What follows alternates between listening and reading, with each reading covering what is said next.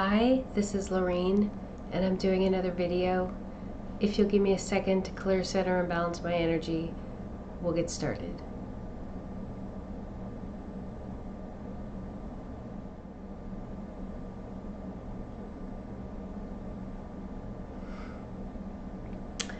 Okay, I'm going to just start.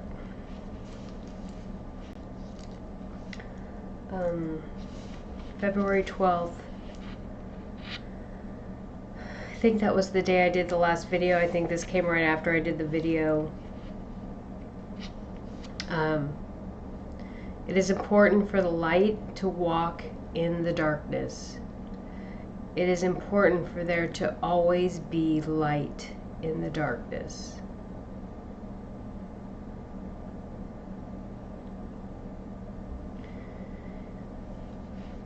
You are me, I am you, and then I was confused. You are unique. You carry me, you are me. Then I saw lights like stars in the sky spread out across space. It was my lives, light in all places across time and space. I exist in all places. Send the same message across the universe to return to your heart. Live from a place of unconditional love. Acknowledge your inner divinity and be the person, being, energy you were meant to be. And then 2:15, February 15th, I had a vision, a star exploding. It was a catalyst. All stars connected to that origin star, original star, explode like dominoes falling in succession. I am the origin star. I am the catalyst. I could feel the energy emanating from my heart, my chest. I saw the explosion. So I could feel this energy kind of welling up within me, and then eventually an explosion of energy that was projected and connected to this network or web of stars or lights, source energy.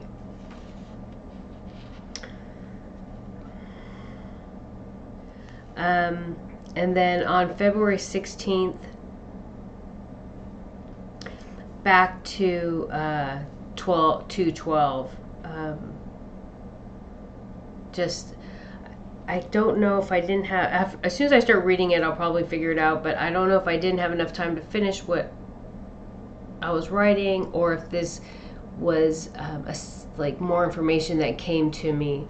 I think it was more information that came to me about that vision I had on this 12th. I see myself entering those lights, becoming those lights. I enter each lifetime at whatever place I choose and experience those moments. Remember, when I described the universe as a large table. Okay. So remember when I described the universe as a large table, each moment in time represented by a photograph spread out across that table. To move to each, okay, from where I stand, to move to each photograph, each moment in time, I would need to cross not only space, but I would be crossing time because each photograph is a moment in time. Okay? I'm going to say that one more time.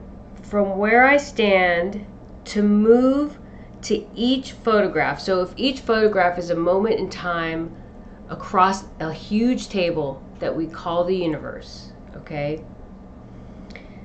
If from where I stand, to move to each photograph or to each moment in time, I would need to cross not only space, but I would also be crossing time, because each photograph is a moment in time.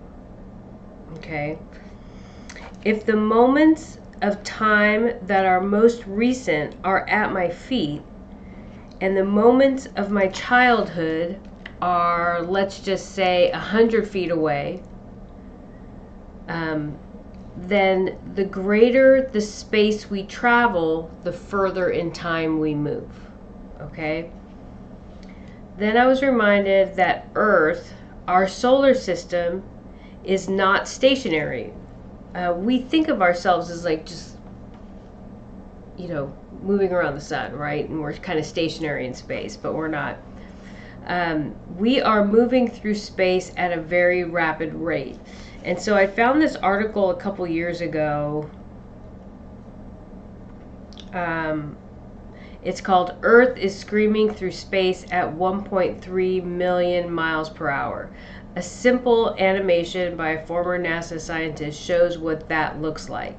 So, and I have the article, and I'll put it in the description. And maybe if I might be able to get the graphic in a picture-in-picture, I'll see. But I remember watching the video. It's been a while, but it's kind of like we're moving in the shape of a Fibonacci spiral, and we're moving at an angle. So it's not like we're moving sideways or up or down. It's almost like this diagonal trajectory through space. So if I could do that, I will do that. It's very interesting.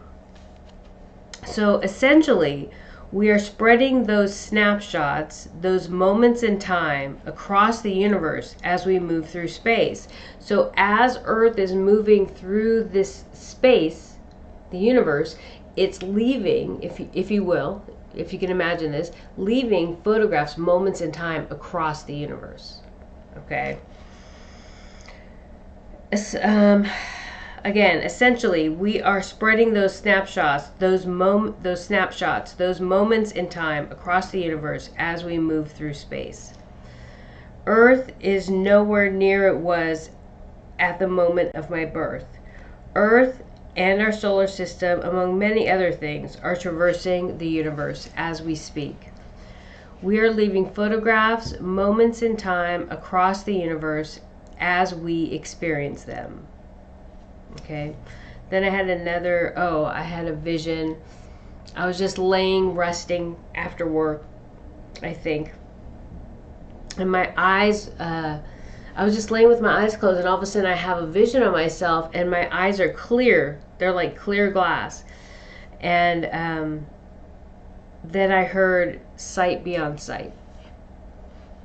I see all the lights, the suns unifying, but I also see myself experiencing each lifetime, each moment at will. The divine moves in through me, through us, to experience each moment. What is important to note is that the divine truly isn't moving into me or us because we are divine. The divine is having these experiences as us. As we begin to come to terms with these truths, tap into our hearts, and live from a place of unconditional love, everything we are begins to grow and develop in ways we cannot begin to conceive. I had this vision. So I had this vision earlier, but I lost it, and it came back to me. I was very happy about that. Because it doesn't always come back to me. And when it doesn't come back to me, I feel like those are just seeds being planted in my consciousness, and and they'll grow into something more. The question came to me, what would possess this divine energy to create duality? Especially when we think about what darkness there is on this world. Who would want to know what the polar opposite of unconditional love is? That's a valid question, but I do not think this energy consciousness could conceive of such a thing as darkness or evil because it had never experienced it. It had no frame of reference. I don't feel like it knew what it could possibly be. I do not feel like it could have defined itself as pure unconditional love until it experienced duality. If you've only experienced darkness, how can you conceive of light? This universe has helped or allowed this eternal consciousness to see itself from many different perspectives, and this divine consciousness is eternally grateful. Because of these experiences, it knows the sadness, disappointment, pain, betrayal found within duality, but also the light, joy, love, compassion, kindness, laughter, also carried within. It also knows the fortitude and power of those energies who find their way to balance and awards them with abundance from this plane of existence. So from another plane of existence, I don't know what abundance looks like. So whatever we can fathom as abundance from this plane of existence, that is our reward. That is how it's defined from this level of consciousness. The truth of the trials and tribulations of this existence are great, but the awareness, the knowing, realized, and achieved is profound. This divine energy shows me in my youth tempting fate, having to do certain things just because I needed to know. I needed to know if I could do it, how I could achieve it, or I just needed to do it. Even if I didn't know how I was going to get it done, I had to start, because if I didn't, then I would surely never know, and I would never get it done. So when I was younger, I just there were just certain things I had to do. I moved a lot. I hiked. I climbed. I don't know. I just tried so many different things, and because I just needed to know. And I have said before, I've gotten myself into some pretty hairy situations, dangerous, hiking, hanging off cliffs, not knowing whether I was going to survive, and then other types of situations that were a result of bad choices or bad circumstances, but all because I had to explore. Most of the time I just had to explore some place or something, and because I needed to know. And so and somehow, some way, I always made it out. But anyway, so this divine energy is showing me this part of myself just having to know, kind of trying to equate it with its desire to know something new and different about what it's capable of.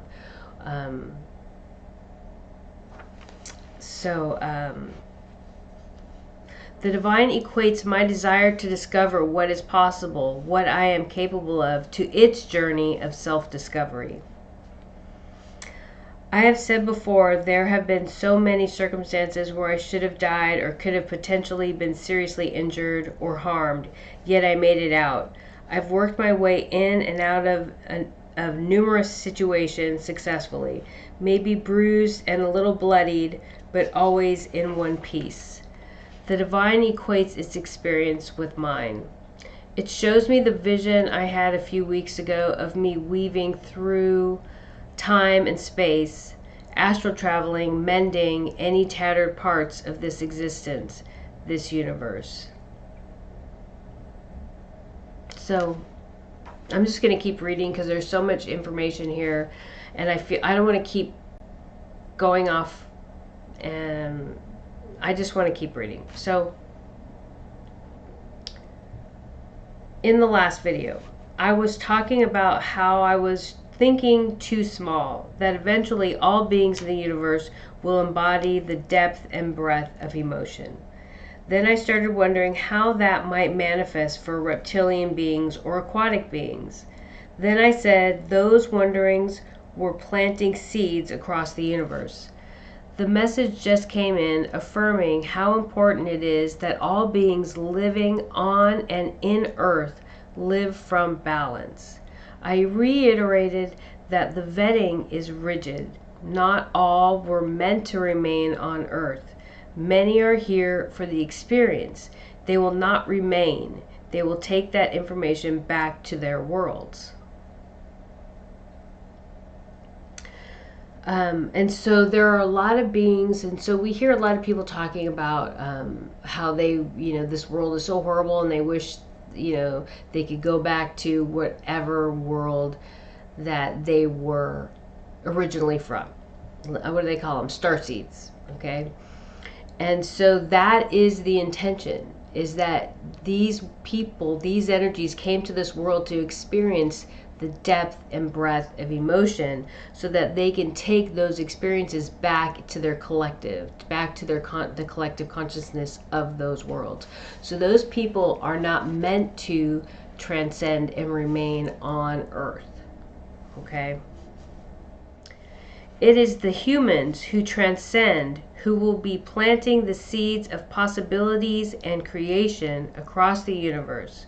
Our thoughts, words, actions on this world will transmit like a beacon across the universe, inspiring creation, revealing what can be. This world will transcend and exist in balance. And so, let me see. And so that is why it is so important that the vetting process will be so rigid, and why it is so important for this world to live from balance on all levels, on the surface and in the inner earth. Okay, and so I think the next section goes more into that. This February 17th. I'm hearing from different sources that there are other energies from the inner earth reaching out, trying to make themselves known. Through the process I will call judgment. I am not sure what will happen to these beings. I know the raptors and gladiolas and her people are meant to remain, and I know there will be one other community of beings included in the collective of Mother Earth. But I am uncertain of all other inner earth beings, with the exception of the Anshar.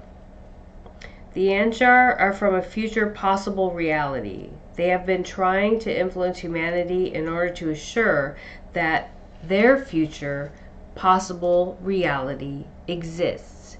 So they're trying to manifest their potential future existence by influencing our transcendence in a direction that assures their existence in the future, right?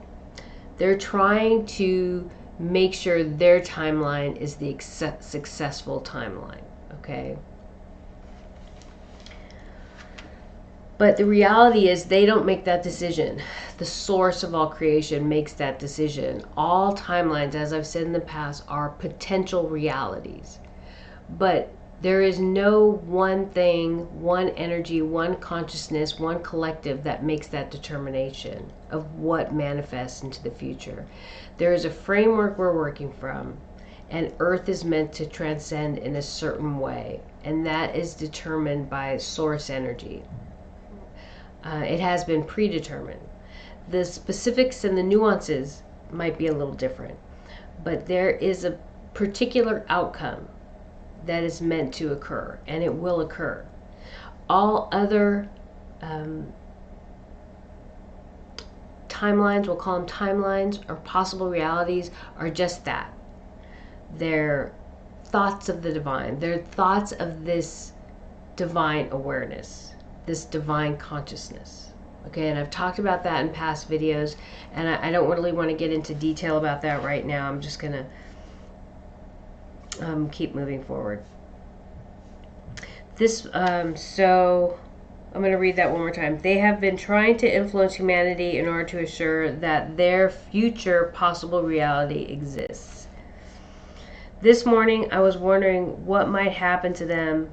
The information that came was, as humanity moves through and completes the process of judgment, as humanity's present begins to coalesce, future potential timelines cease to exist in their current form. They either transmute into whatever they were meant to be based on our now moment, or they fade. Okay, so however, we will transcend the way we are meant to, humanity, on the surface.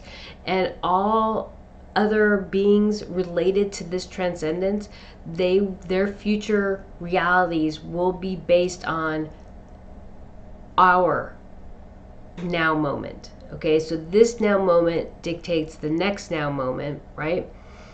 And it will influence all other things. So this is an example of another example of interference, and how those ripples, when you drop the pebble into the water and it creates ripples in the water. If you drop multiple pebbles in the water, it'll create multiple ripples, and each of those ripples will hit each other, and we have constructive and deconstructive interference happening. And so all of these different, we'll just call them collectives, like the Anshar and all these other inner earth worlds, their existence will curtail to what our existence is becoming, is in this now moment, okay, through judgment and through transcendence. We are on a very specific path, and we will walk that path. And so whatever our existence manifests as, it will influence theirs. Okay, because we are the driving force behind what is happening right now on this world, on Earth. The word coalesce was presented to me to explain a point in time, a now moment. I was told that when I feel the word coalesce, these realities are etched in stone and cannot be manipulated or changed. We have hit the midpoint and are winding down. The possibilities are reducing, not expanding. Thus, you can look at it this way. There are less timelines available. The divine consciousness focuses on what it is trying to accomplish in this iteration of itself and sees its path before itself. Nothing can usurp the divine. I see myself moving through the different levels of consciousness, through space and time, or every now moment, mending what is needing mending. This is the healing process for divinity, the releasing and forgiving. And so that's what I was seeing as I'm mending all these, as I'm seeing myself move through these different levels of consciousness and through space and time, and I'm weaving. It comes to me that this mending is healing of the divine, and it would be equated for us with our releasing of the negativity and the forgiving that we must go through in order to reach different levels of consciousness and to transcend. Okay, so this mending of these different levels of consciousness and existences, as we move through, as I embody each light, as I embody each lifetime, and I move into those fields, I work on the healing, the mending, the forgiveness, and embodying unconditional love. Because truly this universe is dual, and so the divine embodies both the light and the dark, the beauty and the negative, and the ugly, okay? And so we come in and we work towards embodying. And so this was really upsetting for me, because I had said in another video that I know I exist in many worlds, and I choose to go into the darkness. I choose to experience profound trauma, to bring light to those worlds and help to transcend those worlds. And that's the first quote in the beginning: light must exist in the darkness, because if there is no light, then there is only darkness. So there's some very strong energies in this universe who actually walk into this darkness by choice, and they fight their way through it. And then we have to learn to release it. We release the traumas. We have to find a way to work through the traumas and then release the trauma. And then forgive and move back to the center and feel love, true love in our hearts, and compassion. It has to be sincere. Okay? You can't just say it. You have to feel it, and you have to embody that. And so we move into these lifetimes, and we move into extreme darkness, and we always carry the light within. And so it's very difficult when I'm being shown myself moving into these lives, and it was vast. It was across space and time. There were so many. It's like looking at the stars at night without light pollution. You know, where you could just see everything. And so there were so many. It was extremely overwhelming. But also, I think I have those moments, and I have these experiences just to reiterate for me my commitment, and to I can be very single-minded, and I can be a little stubborn and willful and argumentative. I can be a lot of things, but also I have become much better at tempering those things. And although not perfect, but I have to have those qualities really to be able to go into these very dark situations and not have them stomp out my light. Okay, to be able to remain steadfast and focused. And even though admittedly there are moments of feeling helpless, there's always something within me that tells me everything's going to be okay, and just hold on a little bit longer. And it always works out. And somehow I always carry faith in me. I always, wherever that faith comes from, there's always something that brings me back to faith, even when I'm frustrated. And I was confused when I was younger about some of the stuff the Catholic Church was doing, like ostracizing gays from the church. And one of my brothers is gay. So I couldn't get my head around that. I couldn't understand that. I felt betrayed. I felt betrayed by this organization, because all I ever knew from my faith, from my family, was unconditional love. So I didn't understand how my parents and my grandparents could have more love and compassion than this religious body that I was raised within, this dogma that I was raised within. So it created conflict in my faith. And even through that conflict in my faith in God and the saints, I always came back to the spiritual component of faith, not and which allowed me to release the dogma. Okay, it allowed me to release all the rules and regulations that I couldn't relate to. So, because I believe that God and the energies that I worshipped as a child were all inherently good. not harmful, not judgmental, not cruel. I had to believe that because it made no sense for them to be harsh and cruel. And so I had to release the dogma of religion and find a different type of way to be exist spiritually, exist through my spirituality on this world.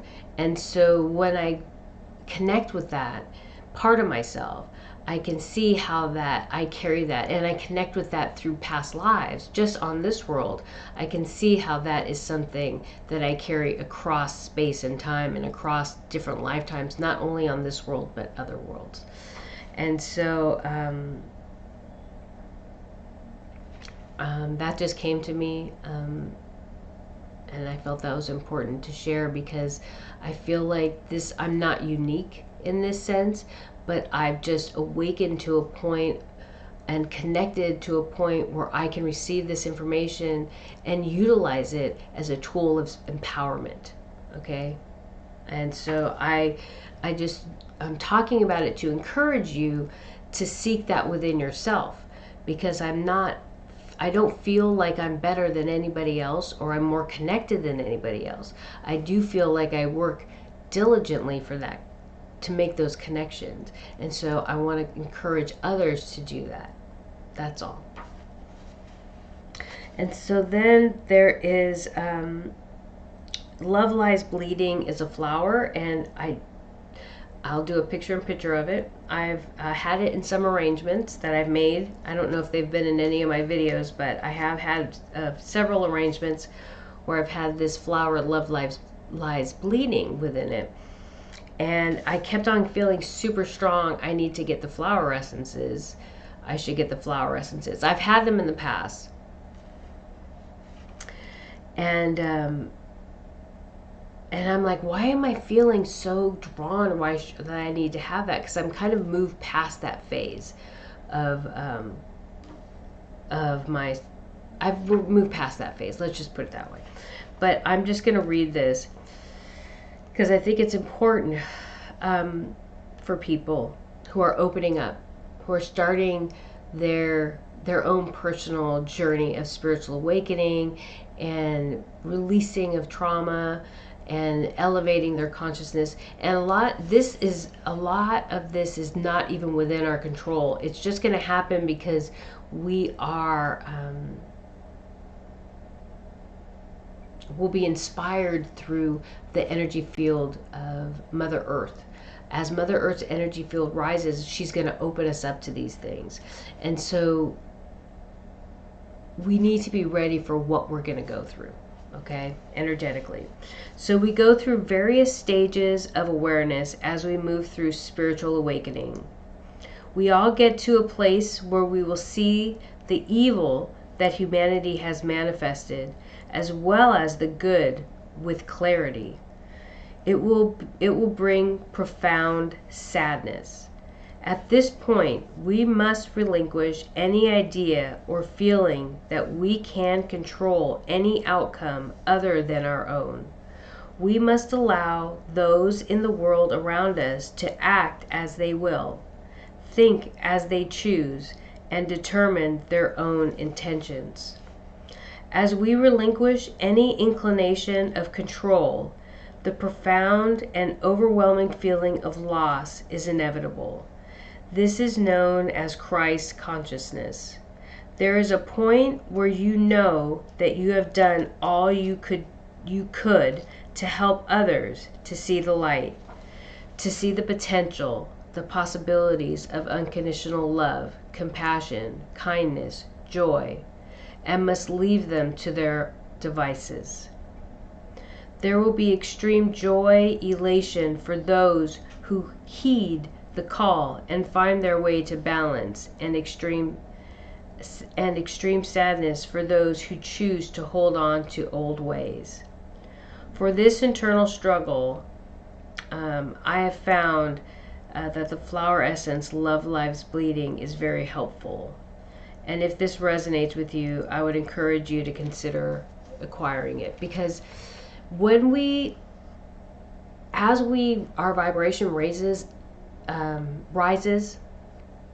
And we really truly start to see what humanity has done to bring the darkness onto this world, and what humanity and the beauty that humanity has brought to the world.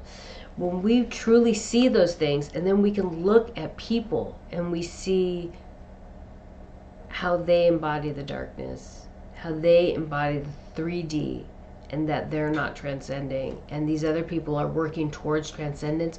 When you can actually see that and feel that and know, no matter what you do and no matter what you say, you're not going to be able to change this person's mind. You're not going to be able to show them the beauty if they just open up to it. If they open up to releasing this 3D reality, releasing all the things of this world, right? When you know that you're not able to do that, it's going to bring a lot of sadness in you. And that comes to you. It'll bring it into your heart, into your mind, into your body. You'll feel aches in your body, right? Pain in your heart. And it's just overwhelming because there's nothing you can do about it. And here you'll be transcending, and you know the beauty that you're going towards. You can feel it. You'll have visions of it, like I have. You'll start to feel joy, elation for what you know that future holds. I feel so much joy for what I know is coming to this world. But I have an incredible amount of sadness for those who have chosen to remain at the 3D. But there's nothing I could do to change that. So, but I'm in a different place where I've kind of reconciled that truth. As you move through that, it was very, very difficult for me to move through that. There were a lot of tears, a lot of sadness, pain, just so much pain in my heart. And I could be very combative. I would try to talk to people and say, can't, not directly. I wouldn't say, can't you see what you're doing? I try to open up their minds to the possibilities of what looking at this world from a different perspective can do. And just sometimes people just don't want to hear it, right? Or they think I'm crazy, or call me crazy, or marginalize or belittle me, right? And so I just have to let them go. And so as we awaken, as you awaken, it's inevitable that you're going to go through this. And so one of the things that I found that helped me was the flower essence, Love Lies Bleeding. And I just do a couple drops under my tongue 3 times a day.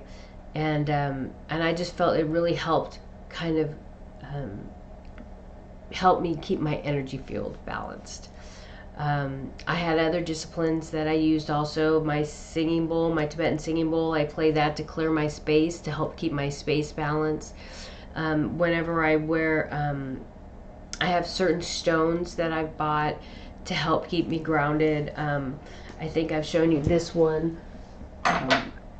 It's jasper and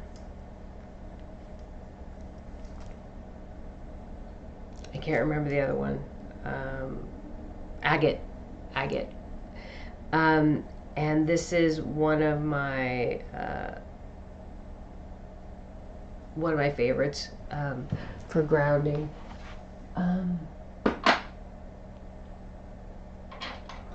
This stone, most people, the multivite is an intense stone. I think I was already going through some pretty profound experiences before I got it. So when I got this, I had for about 4 days, my hands up to my elbows were really hot and tingling, and my heart was really warm and tingly. And I really didn't have any profound physical responses, but I know some people have. So this is something you really want to not use or get until you're ready for it, but it will open you up, and it's kind of like walking around with an open wound, and it really helped to release a lot of my stuff that I was carrying. But what happens is, like, if you're into tarot, you have a lot of tower moments where you start to see things with an incredible amount of clarity, and you have to decide, do I want to hold on to this or do I want to let it go? And you really have no choice but to deal with those deal with those situations in the moment. So this is actually a pretty intense stone. And it's one of those things that you don't know. I didn't realize what was happening while I was going through it because I didn't know what this stone did. And I looked back and I was like, a year later, hindsight's 2020, and I was like, wow, that was a pretty intense year. But I was ready for it. So that's why I was called to the stone. But I wouldn't get it unless it resonates with you and you feel like you're ready for it. But so there's a lot of things you can use to help you stay grounded. But I think as you're going through that experience of knowing that certain people are not going to transcend, and the loss of that is very profound and very intense. And I just felt like I needed to bring that up. That information came in so, like, every day, like 3 or 4 times a day, I would get love lies bleeding. And so I just felt like it wasn't just for me. I felt like it was something I needed to bring up. Okay, so give me just a second. Let me see if there's anything else.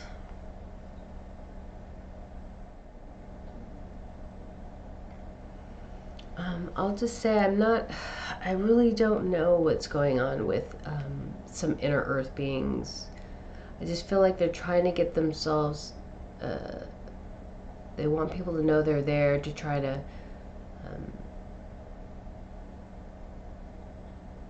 help manifest their existence on earth, to maintain their existence on earth. But I really only know that the gladiolus and her people, the beings in the water, and the raptors, and the surface humans are meant to remain, and there's going to be one more other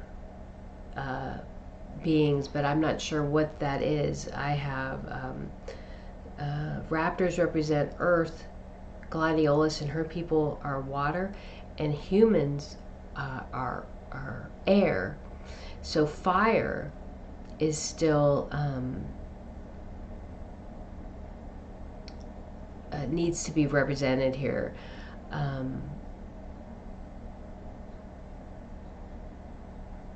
That's what I'm feeling, and I feel like it's insectoid, but I don't know. I haven't gotten any specific information, but I keep hearing about all these different energies that exist within the inner earth. The problem is that it is so important for earth to exist in balance, because we are going to plant those seeds of the emotional body, the depth and breadth of the emotional body out into the universe, because all other beings in the universe will eventually carry the depth and breadth of emotion, right? And so from our world, we will transmit through our consciousness what that means, what that looks like, okay? And so it has to be from a very balanced place. The most beautiful, most perfect, as perfect as possible. There is no such thing as perfection, but the most ideal existence from balance out into the universe. And so we have all these other beings from different worlds on the universe who were incarnated on this world right now, who are not meant to transcend, because they will be going back to their original worlds to start planting seeds of what it will be to live with the depth and breadth of emotion. Okay? And so the inner earth and even parts of the surface are going to be changed through this process of judgment, and it's going to prepare Mother Earth is preparing herself to receive many beings to transplant onto this earth post-transcendence. So I don't feel like there were many beings that were supposed to originally be here, but they brought themselves here because they thought they knew how important, they found out some way how important Earth was. And so they tried to get here early to kind of get their real estate, right?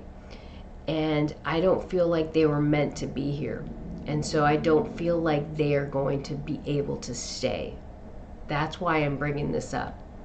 And I feel like by planting those seeds, like trying to plant seeds into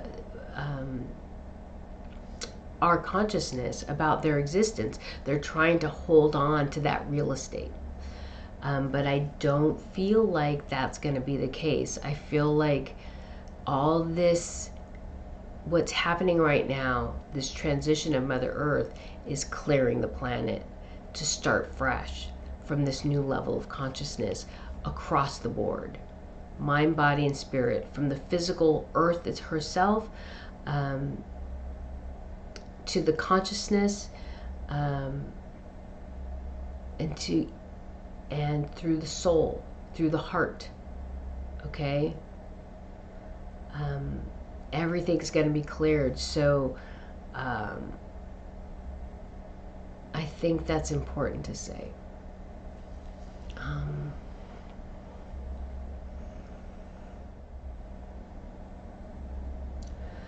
So, and then I'm seeing a phoenix rising, but it's white. And so white animals have a very spiritual connotation also. And I don't know it off the top of my head, but they're profound.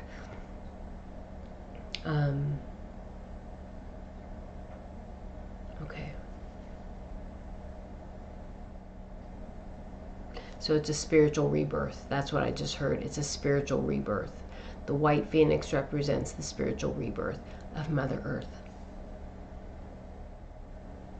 And so it's a cleansing. Yes, the planet's going to be cleansed of all the negativity and all things that are not meant to be here. And so I'm not deciding that. That has been decided by the divine source, the divine consciousness. Okay. All right. Thank you.